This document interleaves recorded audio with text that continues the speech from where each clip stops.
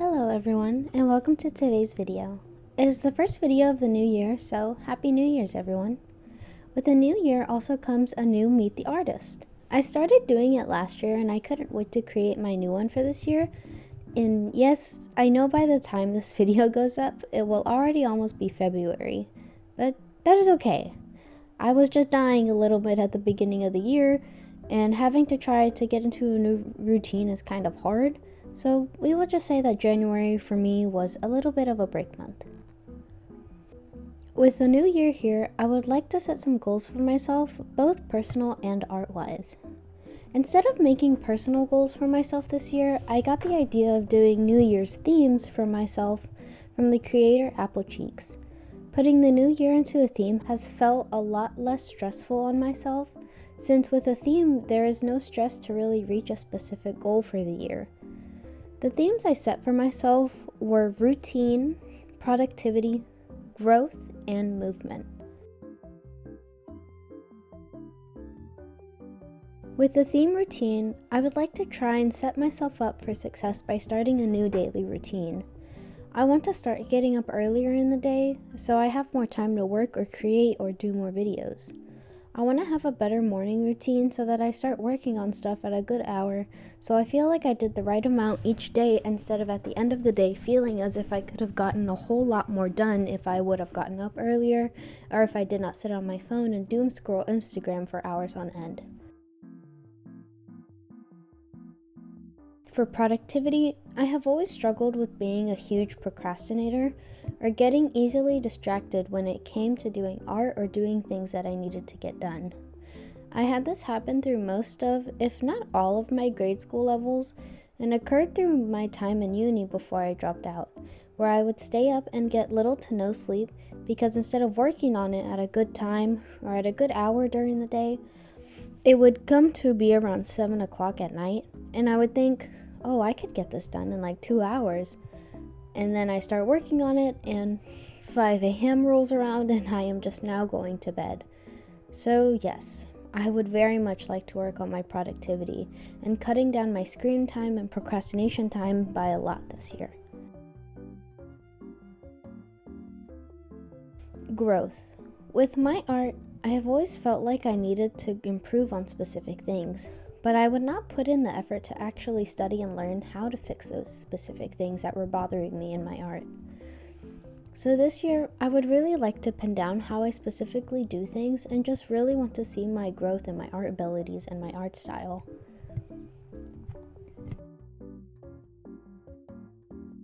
And movement. This one is a pretty simple one. I would simply like to move more since as an artist, I tend to sit at my desk half the time and not move for long periods of time, and I am a very good shrimper, so my back hurts quite a lot. I want to do more yoga, go walking more, maybe even running, but who knows, I don't really like to run, and maybe even dancing, since I really like to listen to J-pop and K-pop, and I think learning some routines would be really fun. I just need to get out of my chair and move a little instead of staying at my desk and being hunched over like a little shrimp.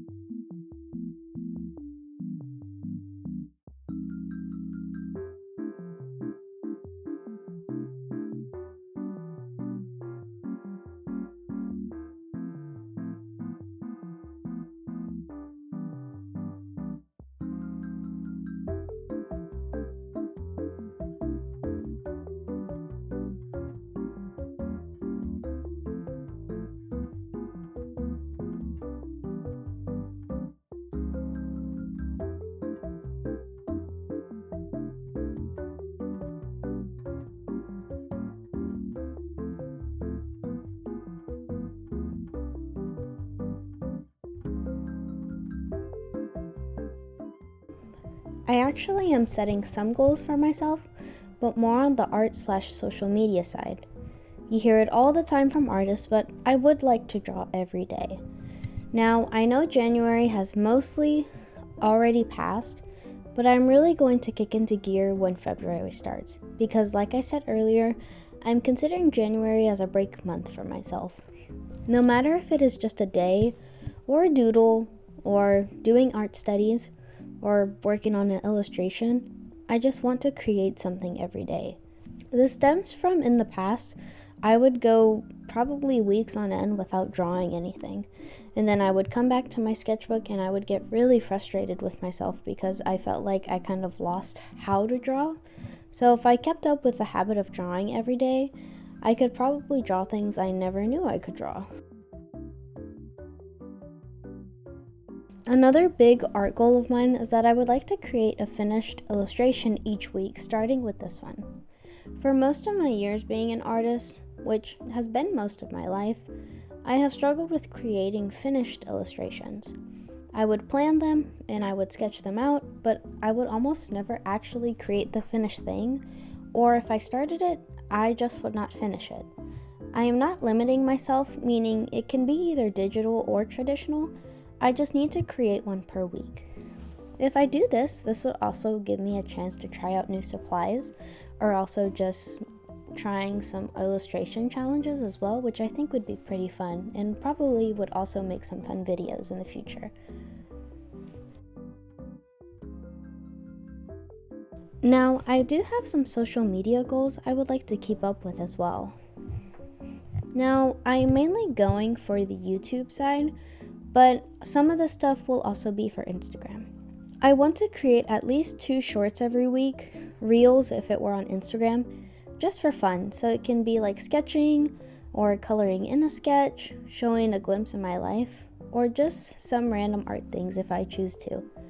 I want to just create 2 per week, and I'm not setting myself any specific days to upload.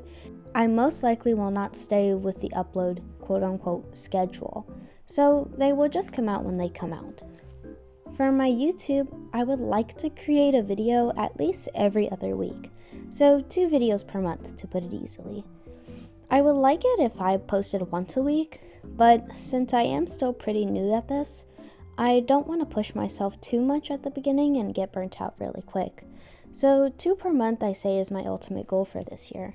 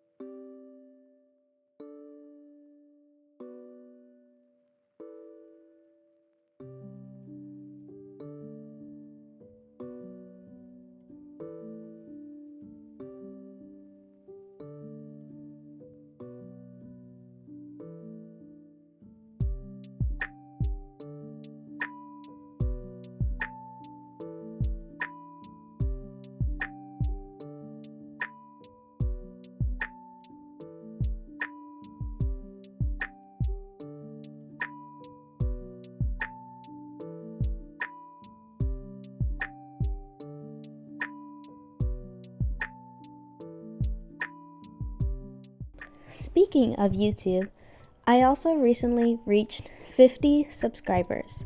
And I just have to say thank you for all of you who decided to subscribe to my channel and who thought my content was interesting enough to want to keep watching it.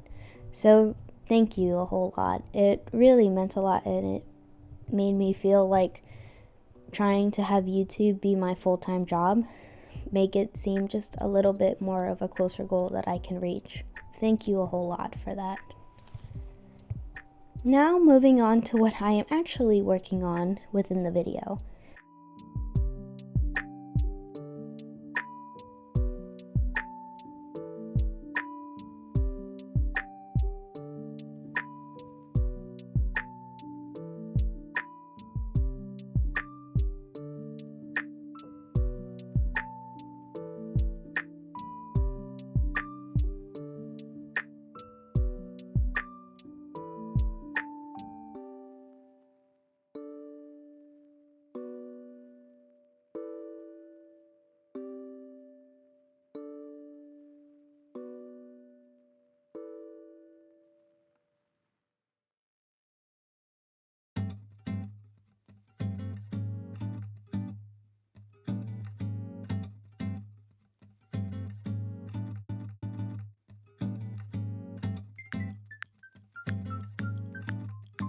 If you have not heard of a Meet the Artist, the name kind of describes what it is.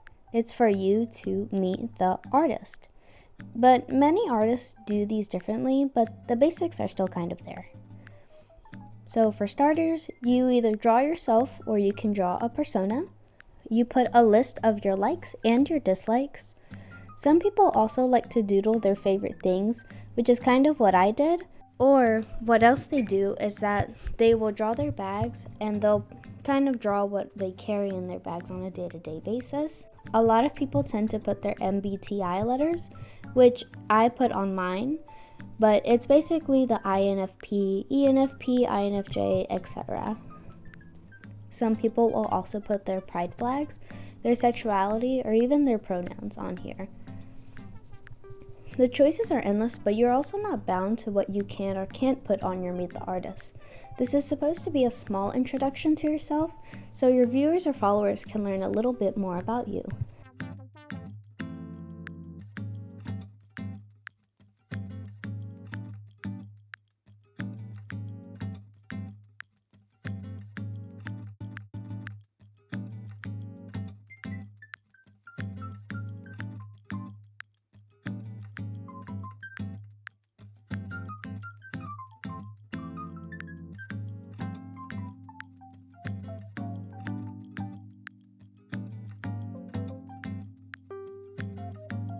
Now, as you can see, my Meet the Artist actually contains two characters. The character on the left is sort of more of a me persona, with her looking more like how I actually look in real life. As you can see, compared to my Meet the Artist from last year, there is a big difference in my hair. Last year, around August or September, I decided to cut my hair the shortest it has ever been. For the longest time, I wanted my hair long, but after I moved out with my husband, I wanted to try something new. And I had been contemplating it for like a year, and I finally decided to go through with it. And I love my short hair so much. Cutting it short was the best decision for me, because not only do I look super cute and I feel like my confidence is a little bit boosted, but it also helped me find out how to get my natural hair to stand, as I have naturally curly hair. I had been fighting with finding how to make my natural curls come out for what it feels like maybe 2 or 3 years, but with it short, it was just so much less hair to fight with, and now I have a routine that works for me, and it's just such a good thing for me because I had always struggled with wanting my curly hair to stand out, but just not knowing how. So with many years of researching, watching people's routines, I finally have my own routine, and I am just so happy for myself that I can feel confident in my own hair now. And I just love my short hair. Like, look at it, it's so cute.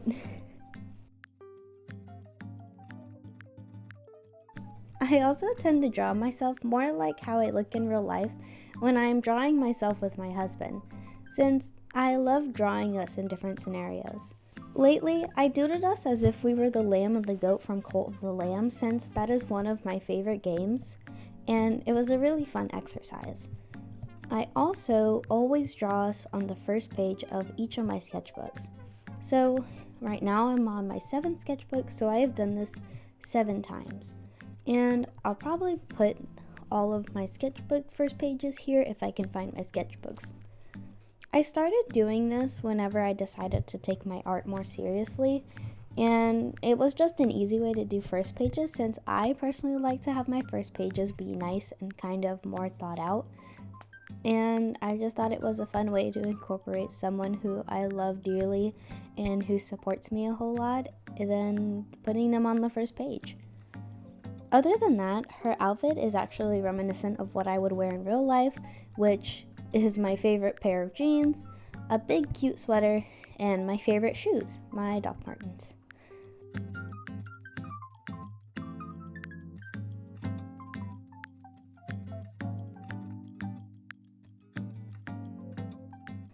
Now onto the character on the left. Now this is still me, but she looks a little different. Towards the end of the last year, I wanted to design a persona for me that was more based around the things that inspire me or things that I love today and that I loved when I was younger. The first thing you may realize is that she is a fairy. When I was younger, one of my favorite Disney series was the Fairy series that starred Tinkerbell pre-Peter Pan, and these movies were everything to me. I still do a rewatch of almost all the movies every year because I still love them to this day, and her being a fairy is a good representation of that. Next is her outfit. If you can notice, it is very cozy. I love to sleep and to take naps, and I wanted to show that through her clothing. So I decided to put her in this very cartoon-esque big oversized sweater that it absolutely does not make sense, but it does. And I also decided to give her some big leg warmers. Again, they don't make sense because how do they stay on her feet? But that's okay. And lastly, I also decided to give her some slippers so that she can wear them all day, every day, and she's just cozy as can be. Now, the last little thing are the little buns on her head. They're actually supposed to be like silk bonnets that one would wear through the night to protect your hair, but I decided to just give her 2 little buns instead, since I thought the design was cute and adorable and fit the comfy theme as well. Her sweater is supposed to have a big centerpiece. That's what the heart thing is in the middle. It's supposed to be kind of inspired by Japanese Harajuku/Lolita fashion, since I used to go to Pinterest a lot whenever I would love to create boards for Lolita fashion and stuff, since it inspired me quite a bit, and I would see these types of sweaters almost everywhere where they would just have a big thing in the middle of it with lace around it, and it came off of the sweater. It wasn't just embroidery or a print or anything like that. And I just really wanted to input that onto her sweater just because I thought it'd be really cute. And also all the colors on her are just really kind of pastel-y and colorful, and I just love it. I love it because it's so Harajuku Lolita fashion inspired, and I also just love that fashion so much. Lastly, her hair is still short, but I decided to draw it more fluffy and seem more kind of magical. So the color is not a natural color. It's kind of a pinkish brownish, or at least it's supposed to be that color. And I love this color, and one day I hope I can actually have this color on my real hair because I feel like I would just love it so much. It's just that I don't want to bleach my hair because it will ruin my natural curls, and it's such a heartbreak because I want this color so bad. As you can see, there is an extra name at the top of the illustration, and it is pronounced Nana, my personal nickname ever since I was little. I chose this name specifically because this persona design is supposed to be things that inspire me, but also things that bring nostalgia to me. And this nickname has been there since I can remember. I thought with this little fairy persona design, I thought the name Nana was perfect for her. So that's who she is.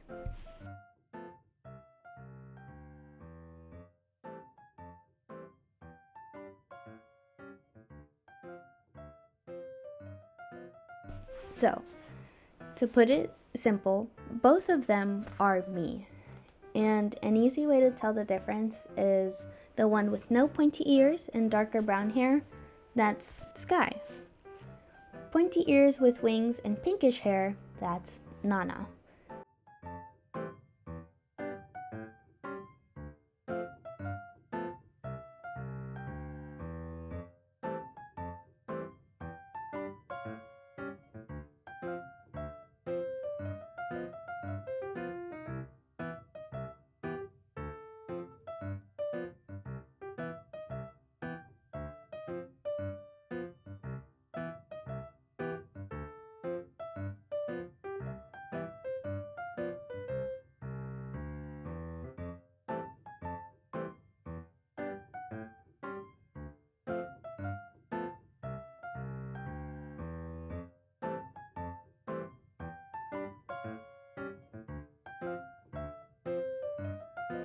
Well, that is all I have for you, and I hope you enjoyed the video for today.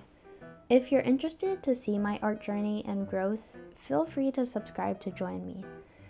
I hope you have a good rest of your week, and I will see you next time. Bye!